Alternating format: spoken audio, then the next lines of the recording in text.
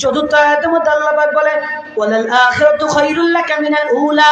হাবিব, দুনিয়াতে আমি আপনাকে যে সম্মান দিয়েছি, ওয়ালাল আখিরাতু খায়রুল লাকা মিনাল উলা, কাল আখিরাতের দিবসে, কাল আখিরাতের দিবসে আপনার সম্মান, আপনার মর্যাদা আমি আল্লাহ তাআলা আরো বেশি দিব। আল্লাহু আকবার। রে সুবিদপুর গ্রামের নবী প্রেমিকেরা, অন্তরে কান লাগায়া শুনে নাও, ওই রাসূলরে কি ছাড়া যাবে? ওই রাসূলের কদম কি ছাড়া যাবে?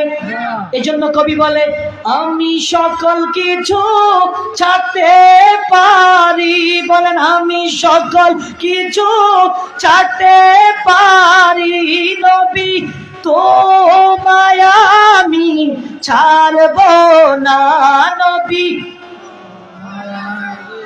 ছাড়ব না, তুমি নিয়া যাও না সোনার মদিনা।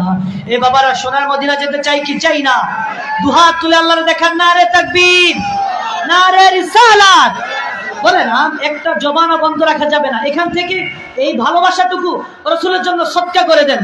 গান আমি সকল কিছু ছাড়তে পারি, বলেন আমি সকল কিছু ছাড়তে পারি, নবী তোমায় আমি ছাড়ব না, নবী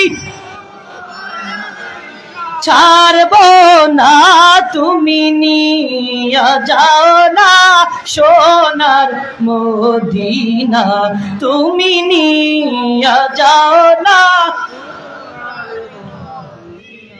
আমি সকল কিছু ছাড়তে পারি, নবী তোমায় আমি ছাড়ব না, নবী তোমায় আমি ছাড়ব না, তুমি নিয়া যাও না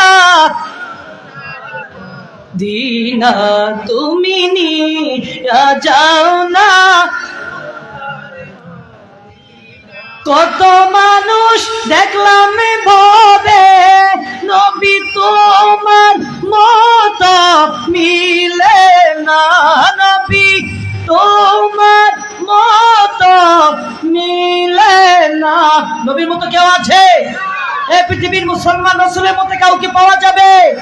বলেন না। কত মানুষ দেখলাম ভাবে, নবী তোমার মত মিলে না, নবী তোমার মত মিলে না, তুমি নিয়া যাও না সোনার মদিনা, তুমি নিয়া যাও না সোনার।